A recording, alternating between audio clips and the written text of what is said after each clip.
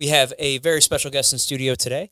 He is a loan officer with Veterans United, the great and powerful Adam Crutchfield. Welcome to the sir. show. Thanks for joining us. Thank you guys for having me. Would just like to shout out my kids real quick. Yeah. Stud lineman Max Crutchfield with Chaminade. My daughter Darcy Crutchfield, just a beautiful dancer, and the lovely Delaney Crutchfield, my cuddle buddy and my number one. Love you guys. How old are they?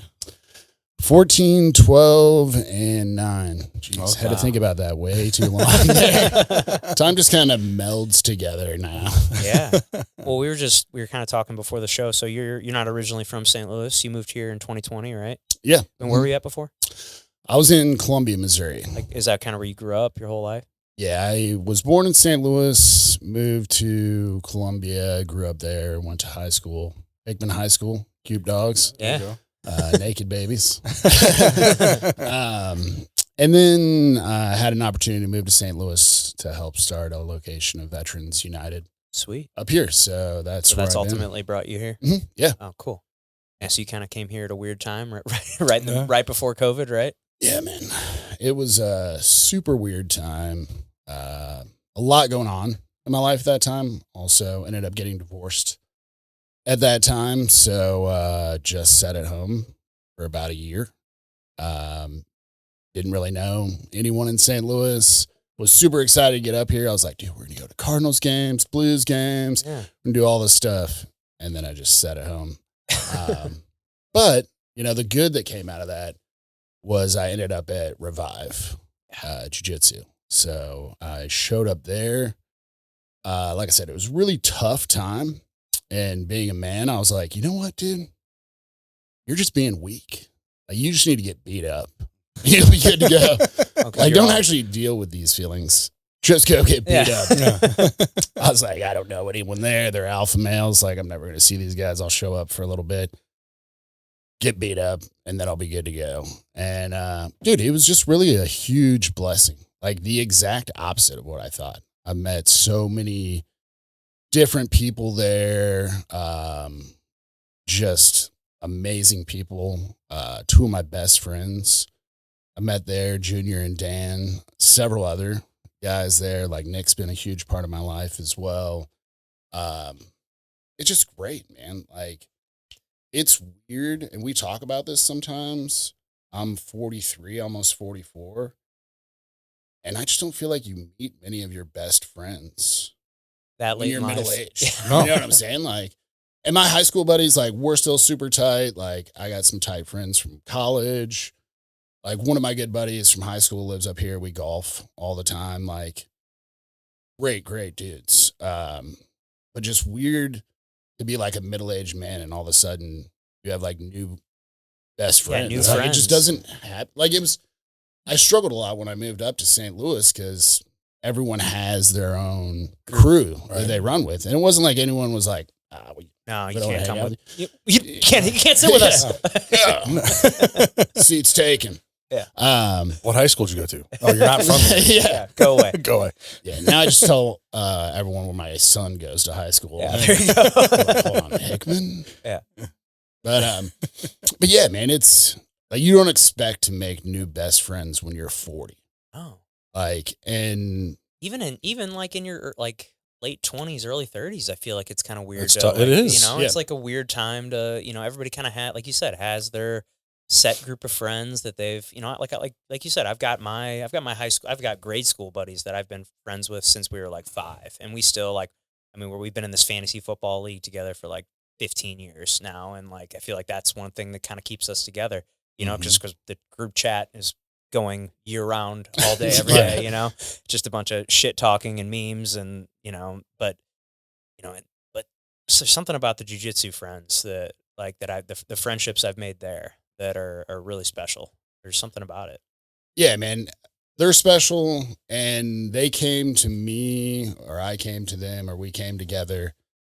Like, at the time I needed it most, man. Like, I was pretty down, right? Like, I'm 40, getting divorced. I'm in a new city. Like, the world's shutting down, and I'm just like, what is going on, dude? I have all these emotions and feelings in my head. And I know I joke around that I was like, oh, I just need to go get beat up, which that happened very, very quickly upon arrival. So that box was checked early. Yeah. So is that when you started jujitsu, like right out the gate, or had you done jujitsu before? No, that was when I started Okay. jujitsu. So I thought about doing it before in Colombia, but honestly, and I know people say this excuse all the time, but like I didn't have time. Like I had young kids, I was married.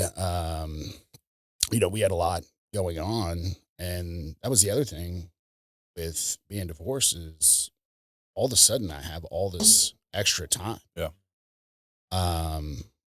Which is nice to some degree, but also like I didn't know what to do with this time. And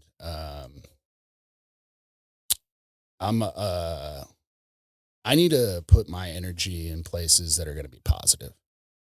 And I didn't want to waste the time that I had, even if it was unwanted time to some degree. I was like, all right, well, we have it. So like, let's put this to use. And I didn't want to get punched in the face. So MMA was out the door, although I've taken plenty of knees and elbows to the face, of course, since then. And I ended up at Revive. I had a buddy down in Columbia. He said, I know this guy. This guy's Junior and Nick. I like go there. Showed up there. At the time, I was probably like 310 pounds. Oh, wow. And I think they were like, okay. This guy paid his money, so we'll strap a white belt on him. And yeah, it was a new gym at the time, too. Yeah, it was super new. So I'm like one of the only white belts there, and everyone's just got their blue belt. So they're just like licking their chops. This big guy's in here. We know jujitsu. We're blue belts. We're ready to just smash this dude. And they did. They very much did. Before the show started, you were telling me how you played a lot or have started playing bottom game. Yeah. I actually play it really well because I played defense for about 2 years nonstop. Yeah. There were not many white belts. It was a smaller gym. And sometimes I miss that gym, dude. It was just First one.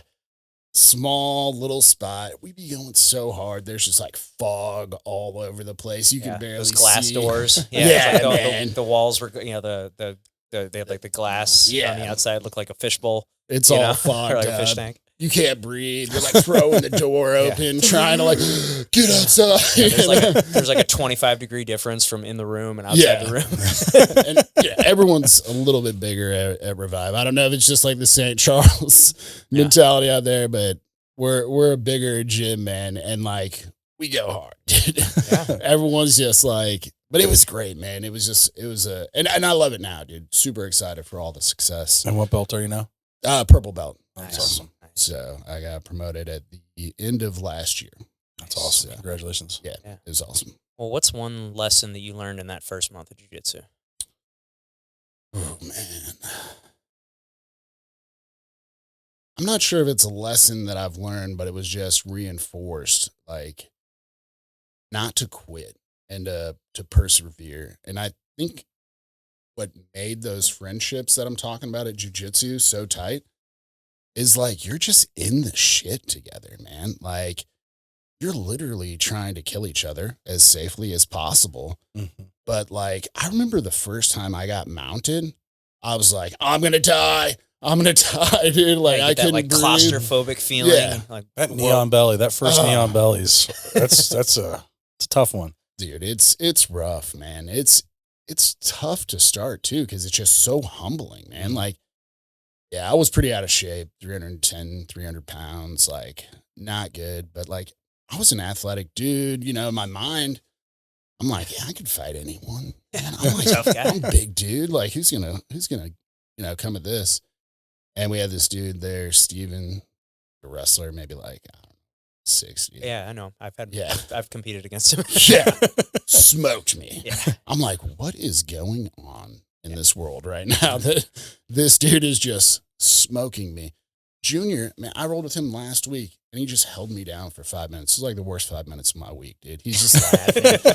I'm like grunting and drooling all over myself, but I'm getting off track here. it was just Crutchfield, breathe. He's probably like looking over at everyone laughing. Like I'm always making loud grunting noises trying to breathe. Yeah, I'm a big dude, so they like to come at me hard and I like it. But it was tough, man. It was mentally challenging. It was physically challenging. At the time, I didn't really know anyone, and I'm like, man, do I want to stay doing this, dude? Like, it is rough. But Nick was great, man. He spent a lot of time with me. We did some one-on-ones. Junior's just the man, dude. Yeah, hilarious. Dan and I started to grow close together there. And, like, you can just tell that those dudes wanted to succeed. And those are the type of people I want in my life that want me to succeed. And I want them to succeed too, man. Right. I love the success that they have in their gym. I love to see how great of parents they're becoming, you know, like jujitsu is great. Like getting promotions, great. Being a purple belt's great. Like, I was almost more excited when Dan got his brown belt when I got my purple belt. It happened on the same day. And I'm just like, dude, that is so sick, dude. Yeah. Like you are a brown belt. Like that's insane, man. And that's just the culture that we have there is like, we're lifting everyone up there. Yeah. Like we want to see succeed. When I had my CX BJJ match a few months ago, dude, like That was everyone. awesome. Oh, we were there for that. That was Yeah. awesome. It was dope. And I got to wave the Taco Bell. Yeah, flag. that's I think everyone was like, dude, who is this clown? Yeah, this clown showing up with a Taco Bell I'm flag just like, around him. jiu-jitsu needs more WWE. And I'm going to bring it. So, but yeah, man, it's like we went to Brazil, not necessarily although we joked and it was like, yeah, my fight camp's starting. We had this trip planned anyways, but down there, like Connor was helping me out. Me and Connor actually got into it a little bit down Really? there. Oh, man. And I love Connor to death, man. Super excited that he got engaged. Mhm. Super excited for all the success that he has there. But like we got into it. I had to apologize to him. You know, I'm like so frustrated trying to learn all this. And he was like cool as can be about it. And Dan was there. Junior was there. Our buddy Law Dog was there. Like everyone was just doing work for me to get ready for this from that point until the match happened. And when I got on stage, I was like, yeah, dude, we're good, man. We're good. And like, it was a team win, man. I'm sure you felt it. I felt it this past you weekend know, for sure. Yeah, I mean, this past weekend was really cool because all three Watsons guys that went and that we all won, and all three of us like all trained together like very, very consistently. The three of us, we always go to the Monday, Wednesday, Friday 10 a.m. classes, and you know, the three of us, we just all of us had pretty good performances and all won, and it was just felt really, really good, and we were all so locked in, and man, it just like it felt like we won as a team, and it just felt fucking amazing. Yeah, man. And that's what it's about for me, dude. Yeah. It's like, yeah, it was great to get my hand raised. My kids thought I was cool, which is always Yeah. cool when they're teenagers. It's like, And now they get to see that, like, okay, I can't fuck with that. yeah, they know what's up. Yeah. But yeah, just like having Junior and Dan in my corner, like everyone was up in the box, like cheering. It's just like, yeah, dude, this is tight, man. Dude. Like this is what it's about. And I had no idea when I walked into that place what I was truly going to be getting out of it. You know, like I said, I was just honestly a broken dude that was like, I don't know, maybe getting beat up. Yeah. Will help. Will help Yeah. me. And it did in a different way, but it did. That's awesome. That's really, really cool. Yeah. So where did the nickname Boto come from? Well, it came from Junior. I still can't tell if it's like endearment or making fun. But the Boto is a pink dolphin. Yeah. So you see where we're getting at here. They live rough lives. They live in the river, the Amazon of Brazil.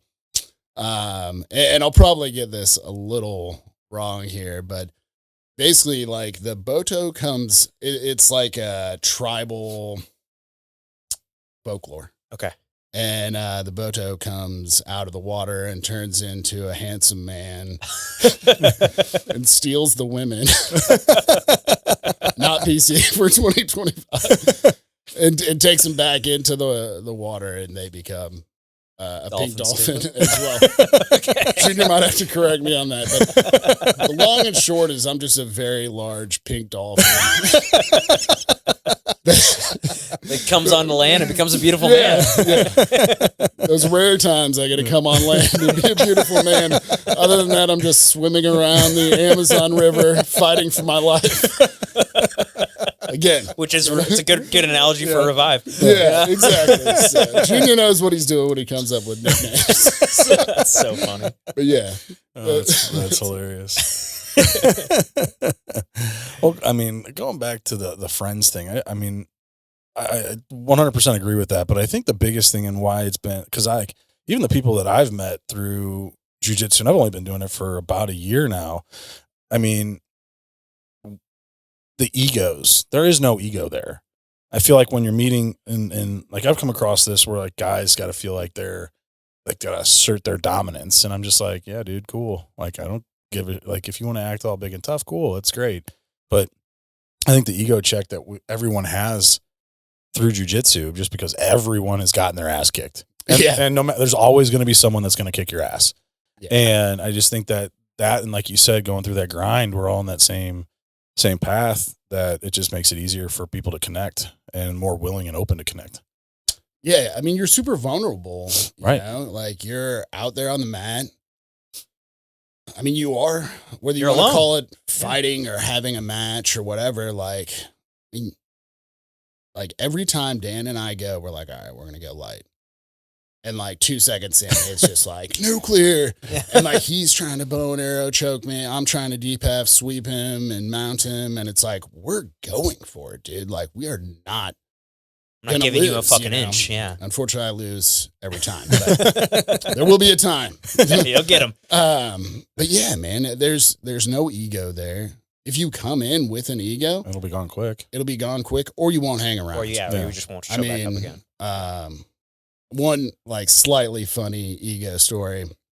When I got my blue belt, you know, when you get your blue belt, you're just like, you're on top of the world. You know, like, for sure. I'm untouchable. Well, you kind of feel like, oh man, I'm in the fucking club now. You know, like, all right, I'm not a beginner anymore. You're a real person again. You're a human again. And we had this group text going, and I sent this text like jokingly. I was like, I'm coming for the purple belts. So Junior side text all the purple belts is like, Adam said he's coming for you. Some didn't know it was a joke. Some knew it was a joke. And, dude, I got beat bad for like a month. Dude. But I was like, you know, I said it and it came across the wrong way. So I'm just going to stand out in the middle of this mat and try to hold my own the best I can. And I think I earned a little bit of respect through that. But again, you know, it was like, I did have a little bit of an ego then, you know, like I made it to blue belt. Like I thought I was something special, and I was joking, and I've talked to all the guys since, and we're all super tight. And in fact, it's probably how Dan and I became so close. Yeah. Just because I was explaining to him my thought process, he was explaining to me, and you know, you get it all out there. But yeah, man, I did have a little bit of an ego there still, and it's like, it's tough, especially like as a man, you know, you're like, I'm a man, I'm strong, like I'm the defender of my family. And like, it's bred into you in a sense to have an ego. And yeah, man, it gets checked real at quick. The door. And if it doesn't, like I said, you won't hang around. And I want everyone to go, dude. And I want everyone to stay, man. It's made me a billion times better of a person. I agree. Being at jiu-jitsu, man. And like, I make mistakes all the time. And, you know, some are on the mats, some are off the mats. And those are the dudes that I go to. And like, if I have something going on in my life, like I'm talking to Junior and Dan about it. And I'm like, dude, this is stressing me out. Like I remember one night, dude, I was super stressed about something. And they're like, let's barbecue. I was like, nah, dude. I was like, I'm staying at home, man. Like I'm so down, dude. And I'm just like sitting in my room with the lights off. Like, you know. They're like, no, dude, if you don't come over, we're coming to get you. I was like, all right, fine. So I like mope over there and I'm like complaining about everything that's going on. And they like talked me through it, dude. And Junior made a ton of steak. We ate, we laughed, dude. His daughters were like giving me a hard time, you know, like his wife, Jessica, who's amazing, was there. And it's like, dude, they're like my family, man. And they pick me up when I'm down on and off the mats. And again, like that's what's just so at least unique about the jiu-jitsu experience that I've had with Revive, Watson's, Head Nod, like TAC Team, is it's very much like servant focused leadership to serve the people that walk through that door. So like I say, that ego gets checked, but it's in a way to make you a better person. Yeah, I couldn't agree more, man. It's changed my life. I agree with everything you said. It's definitely made me a better person. I've made some of the best friends through that. I've met so many great people. I mean, on and off the mat.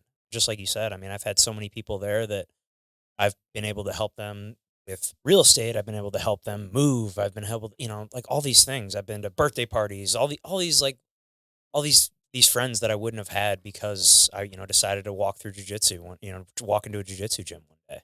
And that's one thing that's really cool about, you mentioned it, but like the whole like TAC team community here in St. Louis, it's like we're all one team, like we all go train at each other's gyms constantly. Like, yes, I'm a member at Watson's, but like I go to Revive pretty regularly. I've been to Head Nod before, it's like we all train together and everybody just wants to see everybody succeed.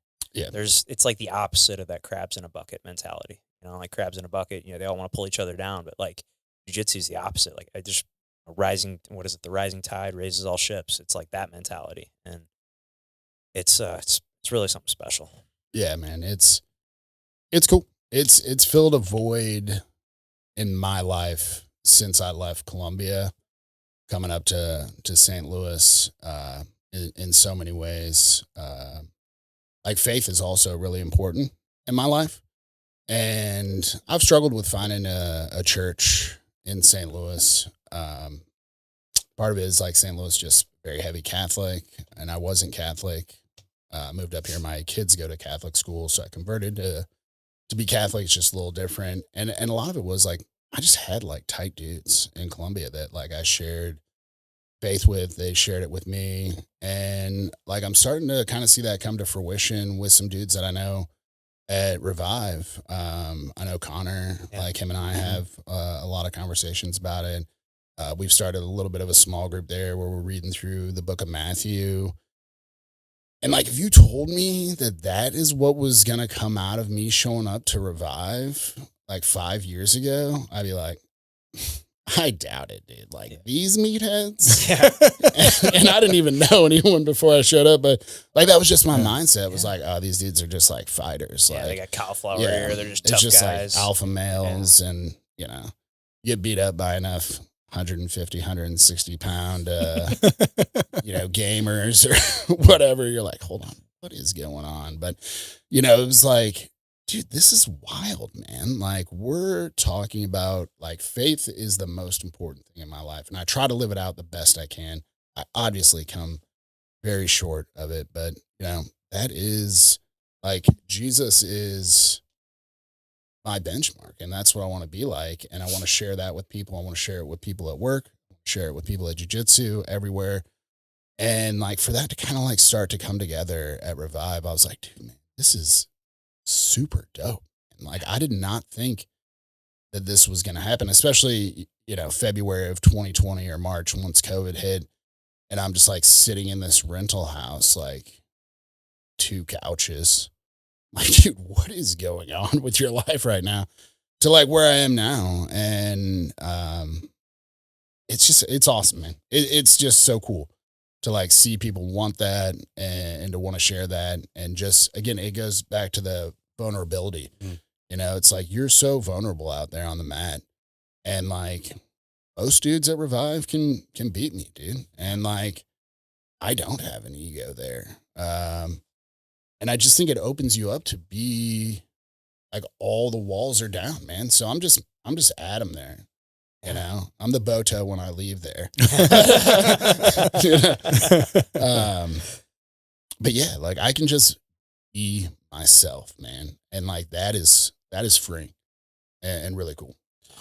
Now, was faith something that you were always strong with before you came, or was that something that really took off once you got here? So my faith journey probably started about 12 years ago. It was the same time, actually, I don't drink alcohol. I quit drinking when Good for my you. kids were, thank you, 1 and 2. And, I mean, I had a problem with it then, but I was just like a weekend warrior.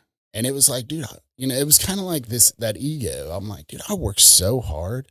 I provide for this family. I deserve like, this. yeah, dude. Especially I being deserve in the it. real estate industry as a whole. Yeah, dude. There was no shortage of Jaeger bombs, Rumpelman shots. And, you know, it wasn't like I was making like terrible decisions. You know, I wasn't like getting arrested, you know, or anything like that. But then I'm like, dude, is that the benchmark in your life? Like not getting arrested? Yeah. Like, cool. Like, and it was, you know, I just had a little time to reflect, and I was like, I always wanted to be a dad, man. So bad. I had a lot of great men in my life, especially my grandpa. I didn't really have a dad growing up, and I was like, dude, I'm going to be the best possible dad I can. And then here I am, you know, with 2 young kids, and all my weekend time is spent, you know, partying, drinking, not getting arrested, you know. Hungover when you're not drinking. Dude, yeah, man. I like wake up and kids are wanting to play, and I'm like, oh, give me a water, you know. And I'm just like, dude, like, is this the life that you want to live? Because if it is, then live it, man. But like for me, it wasn't. And I was sad, like didn't feel good, didn't feel successful. All I ever wanted to do was be a dad. And here I am ultimately failing at it. And it's like, what's in my way? And at the time it was alcohol. So I was like, all right, I'm just going to take a little break. You know, just like right the ship.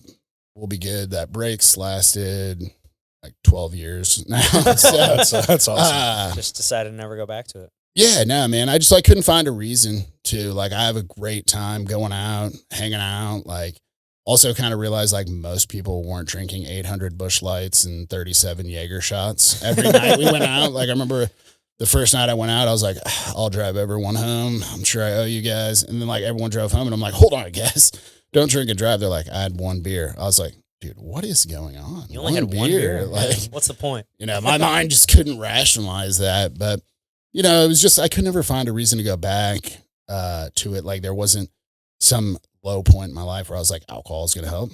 No, it didn't. Always made it worse. There wasn't like some high point where I was like, dude, if I would have been drinking, how much higher of that point would it have been? Like, Right. It wouldn't. And at that time, I had a couple really good mentors in my life that pointed me towards Jesus. And at first I was like, I don't know, dude. I'm like, I'll give it a shot, but I don't. And my thought process was just like, I don't know, man. Like, I'm not really a good person. Not a bad person, but not a good person. I'm not a church guy.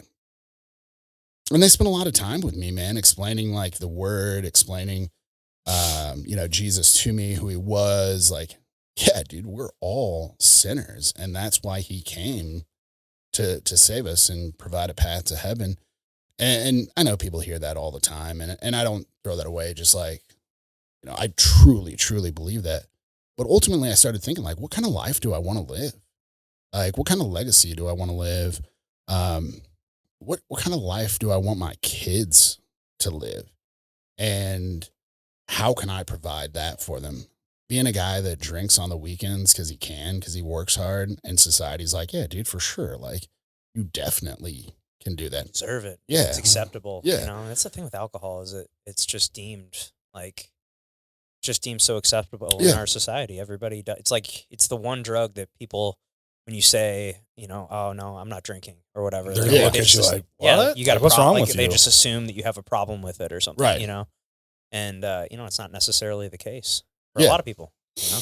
Yeah. And I mean, I think being sober is kind of like becoming a little more popular now, Yeah. which is, and again, I don't have any qualms with anyone that wants to drink. For me, it just wasn't something that like put me on the path that I wanted to be on. And again, like, I talk to my kids a little bit about it. You know, they're still like, my son's a freshman in high school, so we talk a little bit, and he's kind of still like, I'm like, there will come a time, dude, in high school, like you're for sure probably going to drink. You know, I hope I know not. I did. Like, Yeah. I mean, you know, I hope not. I, you know, but I get it, man. And a lot of my drinking started with just not even like peer pressure, like you're not going to be cool, but like I specifically remember being at this party in high school and drinking a few beers, and I was talking to these really good looking girls, and I was like, oh dang, dude, you got it. Yeah. And now I probably looked like the guy from not super or whatever movie it is where he's like looking at himself in the mirror, like acting all suave, but then the mirror shows back and he's like, but I was like, dude, You're really pretty. yeah. Hey. All I can think of is that Paul Rudd movie. You want to see my dick? I'm sure it was like all that morphed into one, but in my mind, I'm like, dude, like, you know, I'm smooth, man. This is great. Like, and then it'd be like, people would laugh. Like I'd make people, you know, I was like the funny guy. And yeah, like I get it, man. Like, and I'm young and impressionable. And then it just kind of took off and like, I couldn't really stop. So it's like, I try to portray it to my kids in a way that's like, yeah, man, it's not bad. And I'm not saying that I'm like, yeah, go out and drink. I'm definitely not. But like, I don't know, alcohol's not bad. I know a ton of people that drink responsibly and they enjoy it. So it's more just like, hey, this is my experience with it. And your experience will be different. And I just want to make sure you know, A, that I'm always here, always, 100%, no matter what, always here. And B, just like, I mean, it can be dangerous, you know? A lot of things can be dangerous. I have a little bit of an addictive personality, like jujitsu, man. Like, I want to do it all the time. And I haven't been training as much lately, which sucks, dude, because I'm like, I want to get in there and like, I want to hang out with the boys and like cut it up. But like, I just got things going on in my life with my kids right now. And I always said like, hey, I'm not going to, jujitsu can't be the number one in my life. You know, it can be close, you know, it can be very close, but you know, my family's got to come first. My kids have to come first. And I have to remind myself that all the time. But, you know, for me, it was just alcohol didn't put me on the path that I wanted to be on. I didn't see a successful path with that. And I don't think it was, I wouldn't be the man I am today if I had continued drinking. Well, that's awesome. Probably would have got divorced a lot sooner when it came to Revive. I can only imagine what my divorce would have been like if I was drinking. I mean, nightmare me. And my kid's mom are on like great terms. She's a great mom, co-parent really well. Again, yeah, it just, divorce is tough. And like, if I was drinking, it would have been an absolute nightmare. And ultimately, without alcohol in my life, I'm able to put what is important in my life first. And that's my kids. That's awesome. Yeah. Now, did you do any, like, when you quit drinking, did you just, like, cold turkey, or did you do any, like, AA or anything like that? I know a lot of AA has a lot of, like, faith-based stuff to it, so I was just curious if those kind of coincided. I've been to some AA meetings with people. I think AA is great. Actually, St. Louis has, like, a really, really solid I've heard AA that. community. Yeah, like, really good. For me, I didn't go to AA meetings. I actually ended up like falling into this group called the Business Advantage. It was ran by some Christian men in Colombia, not AA or alcohol related at all. It was just like this group. And the idea behind it was going below news, weather, and sports, right? Because we're like dudes. So we're like, oh, how'd the Cardinals do? Oh, you catch those UFC fights. All right, cool. You good? I'm good. All right, cool. Let's move on. When really like, sometimes I'm not good, dog. Like sometimes I'm really not good. And this group was probably like 100 men. And you'd break down into tables of 4, read scripture, talk about what's going on in your life, and just try to build each other up and become better men. So it almost was like a de facto AA. Met a guy through there. His name's Craig. Phenomenal guy. He's a mentor of mine. We still meet every Friday. He lives in Chicago now via Zoom. And he had quit drinking a long time before me. And he went to AA. So it was almost like this de facto, like AA of sorts. But I never personally went to AA. I do think it's a great group. And again, in St. Louis, I know a lot of people that do go to AA, and they just have wonderful things to say about the community there. Yeah, I mean, we wear these things, and it's amazing. It's amazing what we've learned just like having a drink. Yeah, how much that'll fuck up your sleep, and like it's. I mean, man, it's wild. Like I rarely drink anymore. And this past weekend, after I won on Saturday night, I had I think I had 5 beers total, which. Back in the day when I was drinking all the time, that's a warm up. That's a warm up, you know. And I was feeling it after 5 beers, but I mean, waking up and my recovery on here was 5%. Yeah, well, I saw that post. I was like, yeah. Also crushed almost an entire Emo's pizza like right before I went to bed, which probably didn't help. I still be crushing pizzas on the raid. I do be crushing that. I was telling someone the other day, I'm like, dude, like if I eat pizza now. Like, I feel hungover the next day. I'm like, is that what being mid 40-year-old is, dude? Like, I'm like, can't sleep, race in the bathroom. I'll just leave the rest of the details out. Yeah. And I'm just like, oh, like, what is going on? Am I sick? It's like, nah, I just ate one too many slices, bud. And now you're hungover. It's like, what is my life come to? One too many slices. Well, that's like, I've had to like cut pizza out because I get anything with red sauce, I get really, really bad heartburn. Yeah, terrible heartburn. Like, oh yeah, like if I eat anything with red sauce, like I have to crush like 10 Tums before bed, or I'm gonna be hurting. And so and then like I was out of Tums the other night, and I'm like, fuck, what am I gonna do? Thinking, I'm like, milk. So I just got up and was like crushing at like 3:00 in the morning, because that's usually when it hits me. And I'll just be like tossing and turning, and I'm like, oh, and I just chugged. It was like chugging milk until it was gone. But it was fucking heartburn sucks. But yeah, red sauce gets me, so I gotta be careful of that. Make sure I'm shying away from anything. But yeah, no, that's, I feel getting old sucks. Yeah, dude, it does. Sure. Yeah, I mean, you just don't recover like you used to. Oh, you know, like I mean, the testosterone helps, but not that much. That helps. Yeah. For sure. So, but you've mentioned being a man and manhood and all that, and with all the things that you've been through within the last 12 years, you know, quitting alcohol, then, you know, COVID and getting divorced, joining Revive. How have you redefined masculinity for yourself? Yeah, man, that's a great question. Because, you know, like growing up, you turn 18, you're like, all right, I'm a man. And like a lot of what I thought being a man was like, it sounds cliche, but just like what I saw in movies and TVs. And I was like, dude, you got to be hard. You got to be strong.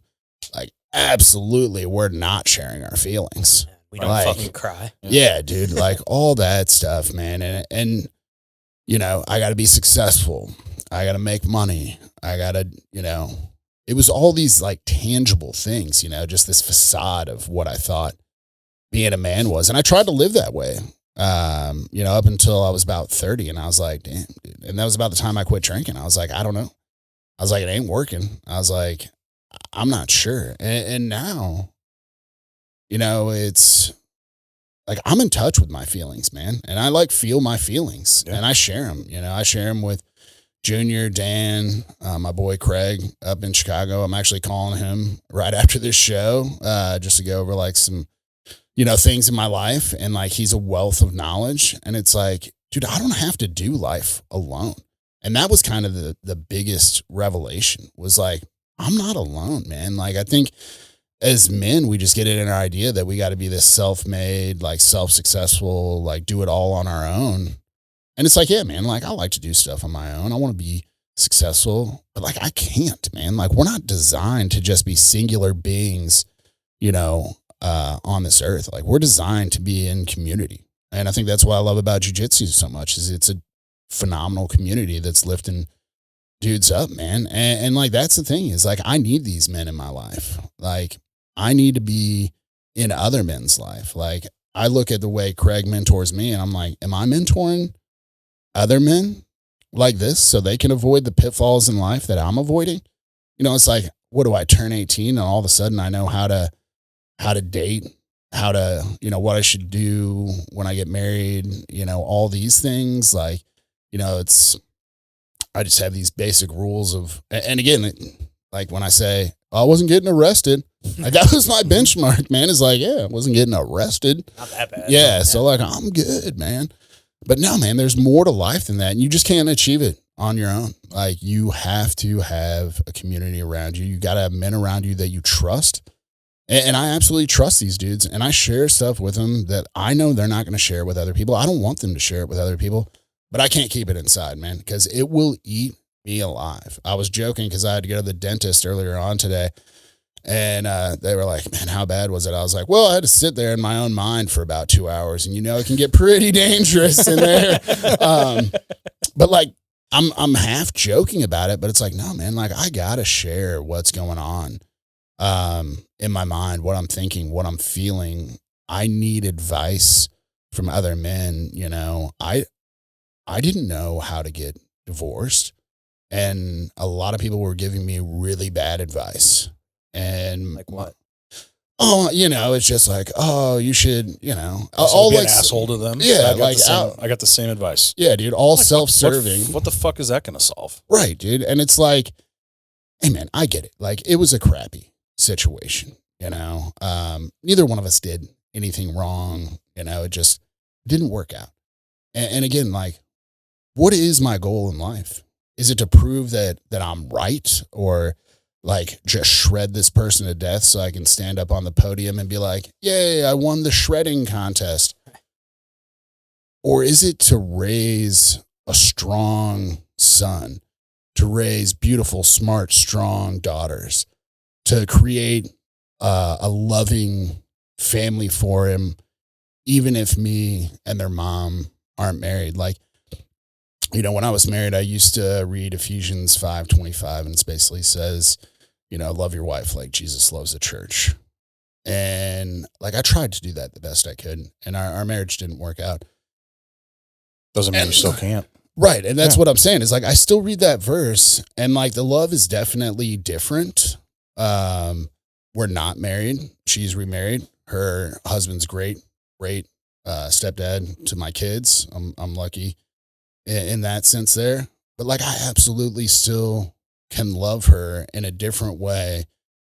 And the way that I do that is by co-parenting well. And I check my ego, man. Like, yeah, sometimes it's real annoying to I got to drive the uniform over or the backpack. Like, oh man, like, I'm trying to golf. I'm trying to do jujitsu. It's like, dude, it's like 5-10 minutes, man. Like, go over there, do it. And like, she helps me out a ton too. But yeah, it was like, oh, like, show her what's up, or like, do this or that. And I'm like, luckily I had other people in my life that were like, yeah, you can absolutely try to do that.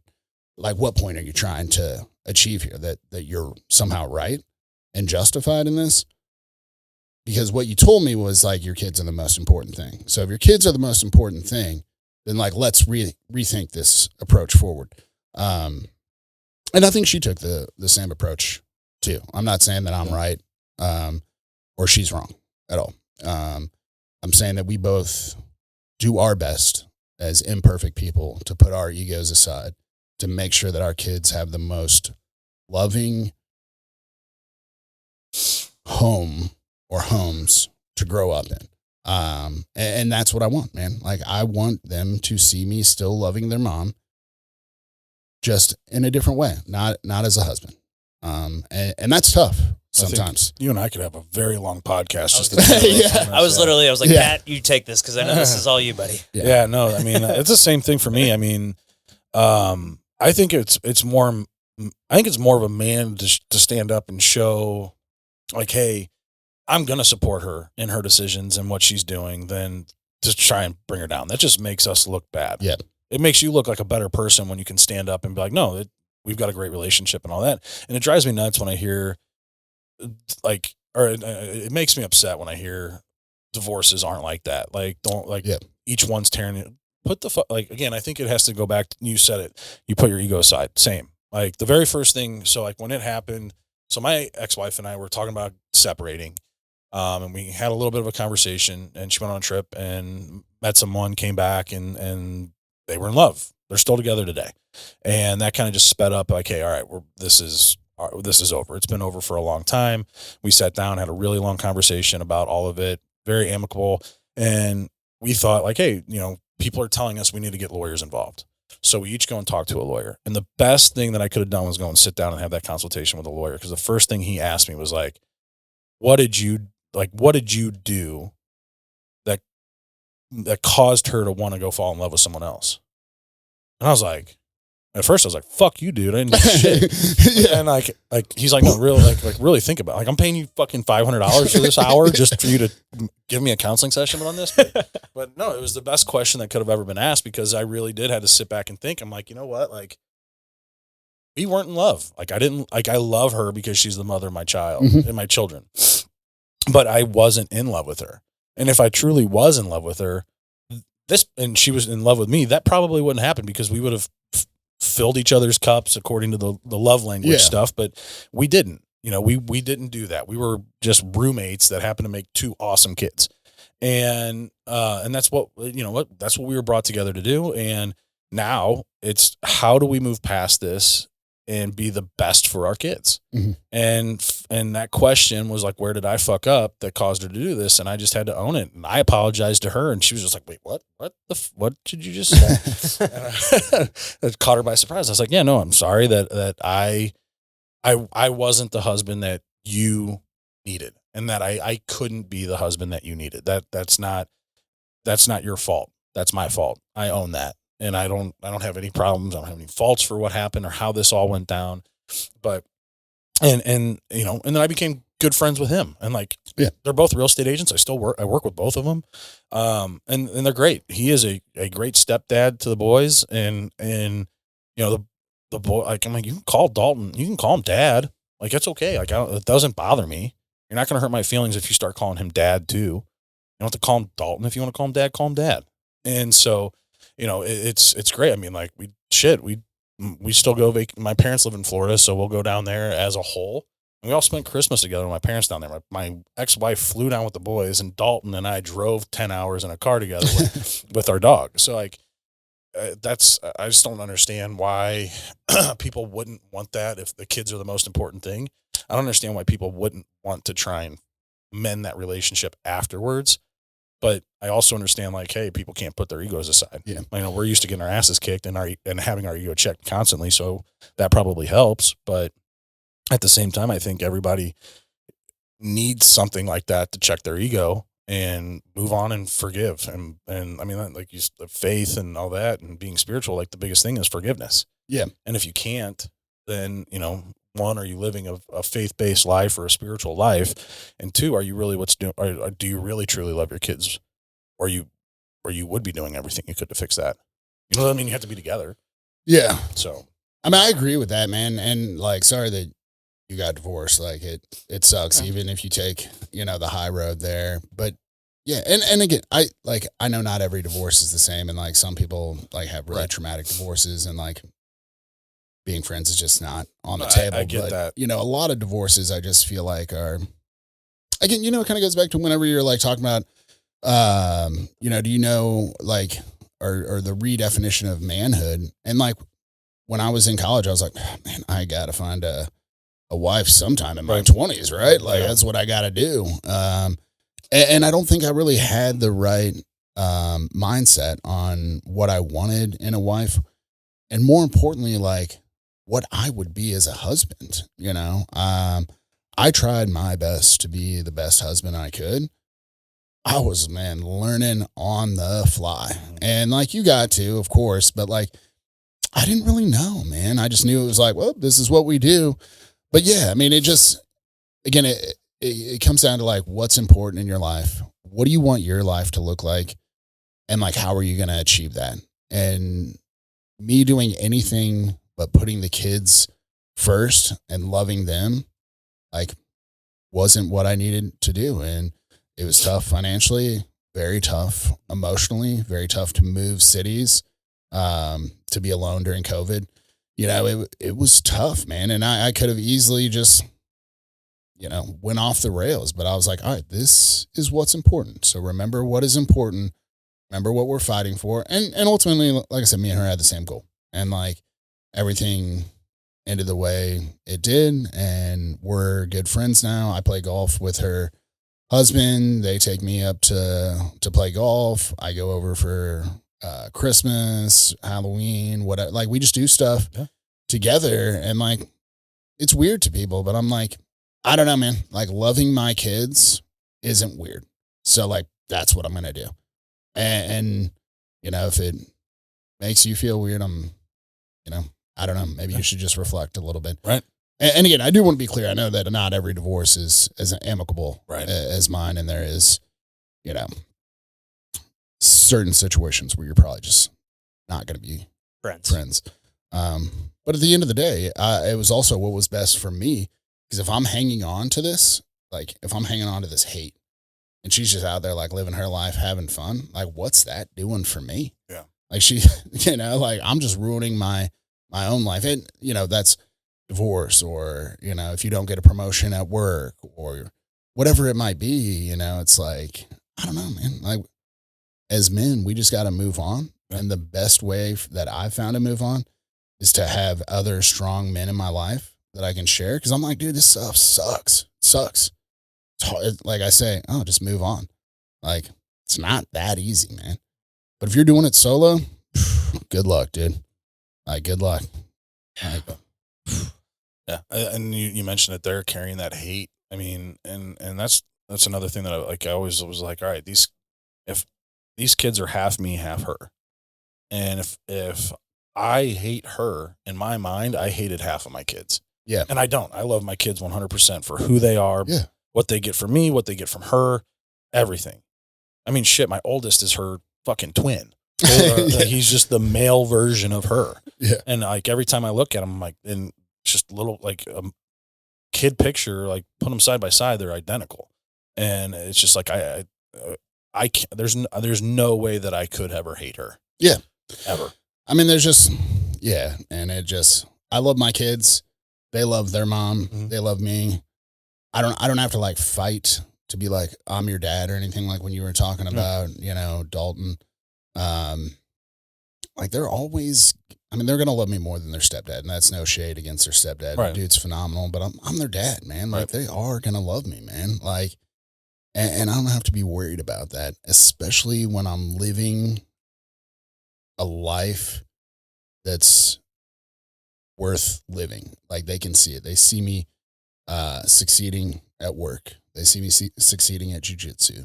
Like they see me going to church. Like I can tell my kids until I'm blue in the face what to do. And that's the other thing with drinking is like, I can tell them to not drink. And then if I'm sitting there, crushing Busch Lights, like what are they going to do? They're going to crush Busch Lights, dude. Like you can say all you want to say, but it is your actions that they are going to follow. My youngest, dude, I rage sometimes, man. I don't like it. And I try not to. And man, me and her will just go at it at times. And I've had to apologize to her a few times. It's weird apologizing to an 8 or 9-year-old, but I'm like, I was absolutely in the wrong. And like, you need to know that I was wrong. And I'm very sorry for the way I acted. But they act like me too. And like, I got to be accountable for my actions, and I have to live the way, if I want them to live and grow up a certain way, this mindset that I have in my mind, I have to be the one that lives that way. So me hating on their mom, that's not it, man. Oh, they're going to get married one day. Right. They're going to go through marital problems. I hope that they don't get divorced. I really hope they don't. And when those troubled times come, I hope they can look back and be like, dang, man, mom and dad handled that well. Dad handled that well. Like, I'm going to handle it how dad handled it. I hope they call me and I'm like, yeah. But, it's the way that I live is the way that they're going to live. And that's my main focus. That's why I don't drink. That's why faith's important. That's why I go hard at everything I do. Yeah, I think the best compliment I've gotten from about the divorce is from their teachers, and they're just being like, "We never would have like you can." The teacher was like, "You can tell when kids come from a divorced family by how they act," and I think the greatest thing is our kids don't act that way. Yeah, and that's the most important thing for us. Yeah, man, you're loving them in the best way you can. Yep. You're a great dad. I appreciate it. So are you. It's amazing. Well, to kind of change topics here a little bit, but Adam, so you've been a loan officer for a long time. And you closed 2,500 VA loans. That's crazy. Somewhere in that range there. Yeah. That's incredible. What got you into the industry from the jump? Oh man, I wish I had like some good story about this, but Veterans United opened up in Columbia and all my buddies work there. And like at that time, dude, Columbia was not a fun place to live if you were in your 20s or 30s. Everyone came down there, went to college, and dipped right back out. Yeah. And this company did a great job of keeping younger people in Columbia. It really shaped the landscape of Columbia moving forward, kept a lot of young families there that are, I guess we're now getting old, with the old families there. But a lot of my buddies work there, dude, and it was the fun place to work. You could wear jeans and a t-shirt to work. They had snacks, massages, free lunch. I was like, Doug, free lunch. Sign me up. And yeah, I had no idea what I was getting into, man. I was just like, sounds cool to me. And dude, it's been a blessing. I met my mentor, Craig. I met him there. I met a lot of the guys that really shaped my faith there. One of the owners is very outspoken about his faith. You don't have to, follow any certain faith to work there, obviously, but just met a lot of good guys there, and it really shaped, my early adulthood years. And then on top of that, like I didn't serve in the military. I went to high school. I graduated high school in 2000, so it was like relatively peacetime. And then obviously 9/11 happened in 2001, but like I wasn't serving in the military or anything. So I was like, I know this is a tough gig, but like, hey, thank you for your service. And I've just worked with so many veterans, and it's just a blessing, dude, to help them into a home. I mean, they fight for this land, and then to give them or help them obtain a piece of it is great. I've learned a lot about PTSD, a lot about just the veteran community. Yeah, man, it's been great, dude. And I enjoy the company, and I think that they do everything they can to take care of their employees the best that they can. And again, it just kind of goes back to everything we've been talking about. Is like, I do feel cared for there. It's been rough past few years. Culture can always be really good when everyone's making a lot of money. Right. Yeah. when those deals start minimizing, like it can get tough. But again, like I do think at the end of the day, they care for me there. And like I look back, I mean, I had all my kids there. I got married there. I got divorced there. I met some of my best friends there. Like every aspect of my adult life has been lived out there. And it's great, man. It's shaped me into a better man in there, and getting to help veterans. And it's just rad, dude. It's cool. Like I love it, man. And I didn't serve, so it's just my little way of like at least being able to kind of give back. Yeah. It's awesome. Yeah. That was when I first got in the business. So my mom was a loan officer for 47 years when she retired in 2017. And she first started at a Illini Federal Credit Union, which transitioned and all that, but she was like the main person for Scott Air Force Base. So when I got into the business, that was the first. She's like, this is the first program you're going to learn. Yeah. And she's like, for whatever reason, people shy away from it, but it is one of the easiest loan programs to get people approved for. And again, you're, like you said, you're giving back to the community that has fought for you to have the freedoms and everything that you have. So I did. That's what I learned. And I went out and I sold myself as the guy that knows everything there is to know about VA loans. And that was the greatest thing I could have done, because there was just not very many people wanted to touch them. They were going to figure out every possible way to convince a veteran not to use their VA benefits. And the sad thing about that is we saw a lot of that in 2020 and 2021 when there was so many offers on homes that agents were just shying away. What's one thing that you would want to say to an agent that if they were listening to this, to tell them like, hey, VA loans aren't this terrible thing that you're thinking that they are? Yeah, I mean, I think a lot of it just revolves around the appraisal. Yeah, that's really good. And I think it's just a lot of misinformation. You just like, one person has a deal that goes south, and then all of a sudden they're telling someone else and someone else, like, get an expert that knows VA loans. Like, VA loans, like, and one of the things that you said there too was they're an easy loan, man. Like super easy, dude. I can qualify people up so much higher on debt to income ratio. lower credit, better rates, no down payment. I could go on, you know, and it's just a lack of information, you know, and real estate as a whole, man, can be a tough business, right? Mm-hmm. There's a lot of bad realtors out there. There's a lot of bad loan officers out there. There's a low bar of entry, in my opinion, on all sides. I say that all the time. Yeah, definitely needs to be raised. Yeah. And like, you just get people out there wanting to make money, dude, and they're going to do what they need to do to get the deal done. We're probably going to see that shit happening again here before too long, now that rates are dropping. Right. Rates are dropping. I assume that home prices will probably tick up a little bit. Maybe it's hard to say. There's so many people sitting on the sidelines waiting to purchase. So it's like, when it hits, it's going to be wild, but it's like, you know, and I always try to focus on the way over here. I was talking with someone and they're putting a down payment down and they're like, should I do a conventional loan? And I said, hey man, we have that option for sure, but you get VA disability, so you don't pay a VA funding fee. Right. There's no down payment. So you're throwing this down payment in there. Cool. Great. The rates are lower. You're going to have a lower payment.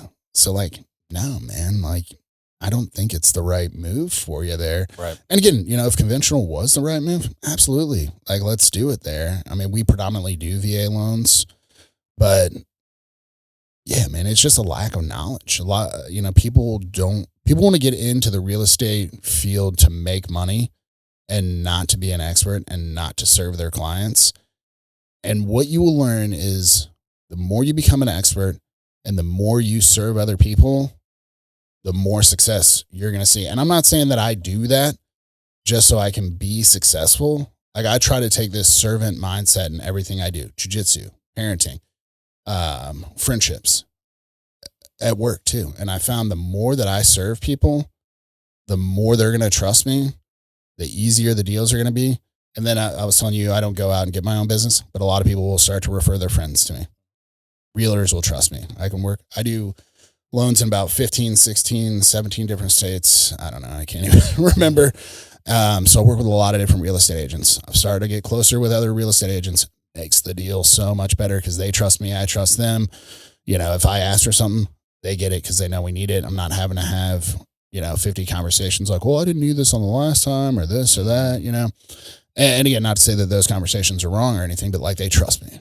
And again, I think just having a servant mindset really in all that you do is going to make your life easier. You're going to have more success and the people around you are going to have more success. I always talk about it too. Like, it's, as a loan officer, you have two different sides to the selling aspect. Like, one, really, like for me, like, I'm selling myself. I'm doing more selling to a real estate agent to hey, build friendships, all this stuff, to get them to trust me and refer me. When it comes to my clients, I'm not trying to sell them on anything. I'm just trying to educate them and give them all the options and scenarios that are best for them. And we'll sit down and we'll do a consultation and weigh it all out. And if that's what, that's the biggest thing, is just making sure that they're well educated. Yeah. And so, I mean, like, I honestly, he's been in here. I was like, I tell more people no than anything, like, especially like right now with refinancing. Yeah. Like, people call in like, oh, I want to refi. And I'm just like, it's not a good time. Like, it's not what's going to be best for you right now. Like, you're going to just be refinancing again in the future. So like, maybe wait unless there's some other aspect that goes into it. And, but yeah, I mean, that's the biggest thing too, is like, he referred a client over to me that we helped their daughter. The parents are buying now, and they called me to get a loan for it. And I'm just like, you got this massive line of credit against your retirement assets. That's going to be cheaper and better and quicker and easier for you than going through the process with me. Like, yeah, no, I'm not going to get paid on this, but that's your best option. So, and I had another client in the same situation. Next thing you know, they've got their 3 kids calling me to get pre-approved. So like, okay, I'm going to trade not doing this one deal and give them the best advice and get 3 deals out of it. Like, that's what people don't get. Like, that's not money that I need to make, but being able to help people that actually need the help, that's a different thing. It's a different ball game. Yeah. I mean, if you want to be in the real estate game for a long time and see long-term success, you got to have that mentality to serve people. If you want to be in it to make a quick buck, you can, but you're not going to last. No. And like, you're going to have some really bad months. You're going to have some droughts. And like, I'm sure you guys probably see it more. It seems like you maybe do it more locally, whereas I'm a little more across the United States. But it's like, if you're continually giving people bad advice, like your name, like, I wouldn't use that, Right. Yeah. And it's like your reputation matters, dude, in all that you do, man. Like, you have to be, this is people's biggest purchase of their life. And if they don't trust you, they're going to go somewhere else. I mean, plain and simple. Because there's another loan officer right down the street. Right. Yeah. There's another, their agent can send them another number in a heartbeat. Yeah. It's just like, it's all, you got to focus on them. And, something that you say a lot, and I've definitely adopted this mindset is, we don't count units sold or houses sold or loans closed. It's families helped. Yeah. Like I love like that whole mentality about it. It's kind of that whole servant mindset. Yeah. I'm thinking about how many people did I get to help this year? Like, hell yeah, I got to help 35 people buy a house this year. That's amazing. Yeah. Get them into a home that they didn't have or something that they needed or whatever it was. Just families helped. I think that definitely changed my mindset when I started thinking about it like that. For sure. Now, you say you work in, 15 or 16 different states. Is there a market that's just hotter than anywhere right now? No, I don't think there's like a hot market. I mean, everyone's pretty much the same. We're starting to see a little bit more inventory come. I mean, like there's certain areas that are a little bit better. More, I mean, in a sense that there's more veterans. Like I'm licensed in Texas, good spot. Yeah. Florida. Also, if you're receiving 100% VA service connected disability, you don't pay property taxes in Texas. You don't pay property taxes. Florida, Illinois, New Jersey. There's a handful of states, and dude, that makes a difference. Huge. Missouri's, I feel like, a little behind the 8 ball on that. Agreed. Unfortunately, it's like, I'm gonna get again. I didn't serve, and I don't ever want to like pretend like I did, but to get 100% service connected VA disability, like you did some shit. Yeah, like it's cool to just not pay property taxes. Right. Like it's the least that we could do. But in terms of like a qualifying standpoint, though, it definitely makes it easier. Oh, for sure. For people, especially when when I first started doing it, I think my average loan amount was like $220,000. It's probably like $380 or like $400,000 at this point. And I primarily do first time home buyers. I don't know the exact breakdown, but a lot of first time home buyers with the VA loan. So like it's tough. Like it's tough to afford. Like the house that I bought in Columbia, Missouri, I bought it for $100,000. I looked it up on Zillow the other day, just because me and one of my buddies were like laughing about this house. Like sold for like $280. I'm like, dude, it was called We Wind. That was the name of the street. I'm like, the We sold for $280, dude. Can you believe that? Like us bums used to like live in there, dude. Like, but yeah, I mean, there's a little bit more inventory, I feel like, coming on. Like we're seeing a little bit more seller paid closing costs, which is always a nice thing, especially with the no down payment. A lot of people want to get in with no money out of pocket. But everyone's so hyper focused on rates, which is important, obviously important there. And again, the approach that I just take is like, hey, what type of payment are we trying to stay within? Same. And like, yeah, we'll try to get you the lowest interest rate you can. But like the interest rate might only make like $30, $40 difference. Whereas like if you're 100% VA service connected disability in Texas and you're paying $800 in property taxes, huge. Yeah. Homeowners insurance, that has gone through the roof. So like, insane. That's the one thing people don't talk about. Right. Yeah, man. And there's like so many things like that. So again, it's just more of a holistic approach. Cause I just want to, again, it just goes back to serving people. Like, how can I best serve you? And yes, interest rate is a part of that. Absolutely. And I am hoping that those bad boys go down. Oh, yeah. Right. I want them just as bad as anyone else.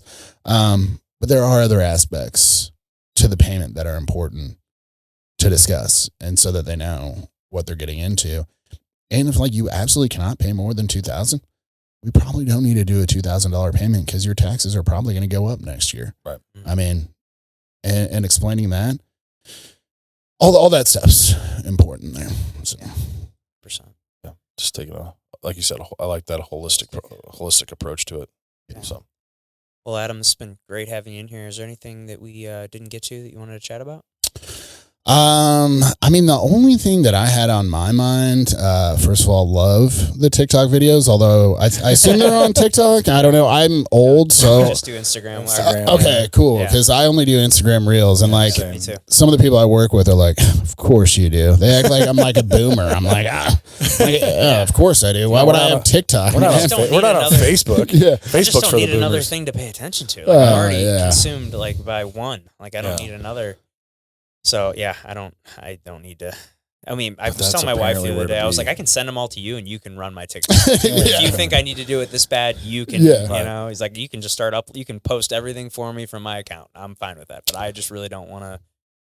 It's time consuming. Oh, you know, yeah. It really Especially the is. content that you guys put out, which I think is hilarious, especially the one where you were arresting him. That was great. But like, did you ever imagine when you got into real estate that you'd be like, oh, now I have to make viral Instagram reels? No. Which I guess you don't have to. I find it hilarious. Yeah, you but- don't have to, but it's a fun, free, easy way to kind of.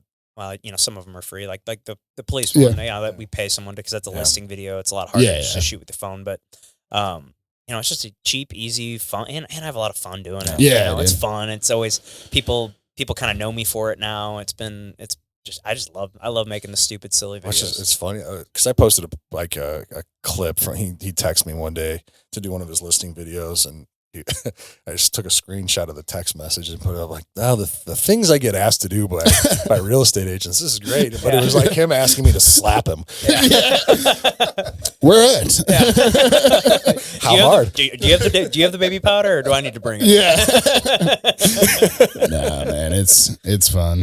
Yeah, we love it. Yeah, it's a good time. And that's the thing too, is like, real estate is a tough business, dude. It's pretty cutthroat. We were talking before this started, and I'm like, dude, I'm going to be on here for like an hour and a half. I'm not going to be able to check my email. I'm not going to be able to check my text, my phone. Like, is something going to be going on?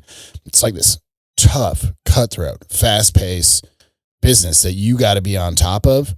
So, like, any way you can add fun into it makes it so much better, man. Because it is, like, when you said that your mom did loans for 47 years, my first thought was like, I hope I'm not a loan officer for 47 years. Same. You know, I'm like, I don't know if I can handle it that long, man. It is just a grind, and I love it.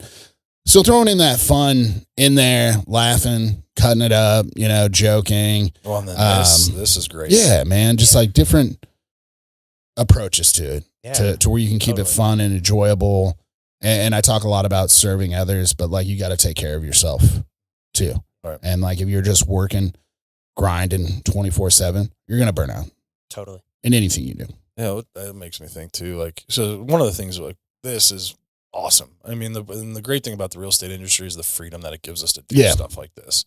You know, as an agent, you're self-employed, you're running your own business. As loan officers, we're W-2 employees, but you know, we're making our schedules in terms of how we're managing our time and what we're doing with it. So it gives us a lot of freedom. Like you said, you can wear jeans and a t-shirt to work. Yeah. I'm in athletic shorts and a t-shirt right now, you know, and if I'm not meeting with people, this is how I'm going to be dressed. You know, I don't have to wear a suit and tie.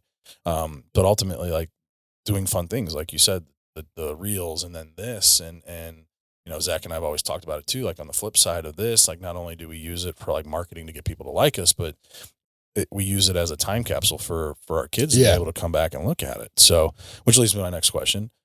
If your kids were to watch this in say 10, 15 years, what's one message you would want to leave them? I'm pretty sure they're going to watch it right when it comes out. Okay. So what So we at least got 3 views coming. Yeah. So what message would you like to leave your kids right now? I'm sure Junior and Dan will probably watch too. Yeah. They'll watch it on like 2x speed. Yeah, man, you know, obviously I want to let them know that I love them. And I hope that they know that by the actions that I show. And I want them to be good people. And I hope that they look back and they say, man, my dad really paved the way for me. And he wasn't perfect, messed up a lot. And we love him. And like, he gave me, or us, like what we needed to be. You know, we talk a lot about manhood, you know, to be a man, to be a strong man, to be a strong woman. out there to serve others, to be selfless, and just to love, man, and know that like life is hard, dude. Super hard, man. Like, I feel like I'm always going through this shit, and I'm like, dude, when is this gonna end, man? Like, I just want to chill.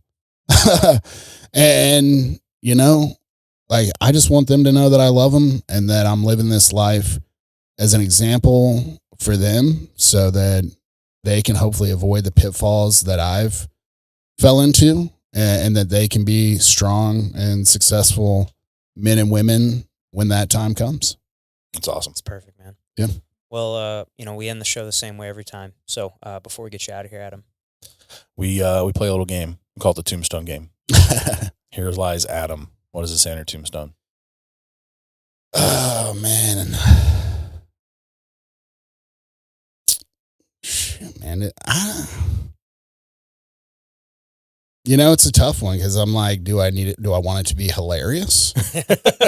Like, is anyone really going to be like looking at it and be like, he lived a great life? And they're like, dang, dude, tight tombstone. Yeah. Or if it was like, man, this guy hazed hard.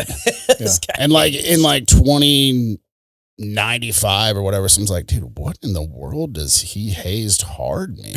No one watching this probably even knows what that means now. I was in a fraternity. I know what that means. You know, it's hard to like summarize what I want my life to be in one sentence, but you know, if it had to say one thing, it would just be that he served the Lord. And I know that is probably cheesy or whatever, but like, that's what I'm here to do. That's and the like, great thing about this. This is yours. Yeah. So you know. No, for sure. And like, you know, it's really like, I'm just living a life that God gave me to live. And I hope that I can impact other people. And I don't even have to impact 1 million people. You know what I'm saying? Like, if you look at Jesus, like, he had 12 disciples. And then they went out and spread the gospel all the way to where I get a chance to talk about it on the Zach and Pat show in St. Louis, Missouri. Yeah. You know? So it's like, I want to spend the time that I have with the people that mattered to me the most. And hopefully that spiders out to other people and lives change. We have a better society. We have a more loving society. And that's what it would be, that he served the Lord. It's perfect. Perfect. Awesome. Well, thanks again for coming in, Adam. Yeah, absolutely. And, thanks for having me. Yeah. And thanks to everybody at home that watched or listened to this episode. If you haven't clicked that subscribe button yet for us, please do so. It really helps the show grow. Pat and I have a goal to get to 500 subscribers on YouTube before the end of 2025. So help us hit that goal. Click that like button, comment what you thought below, and we will see you next time.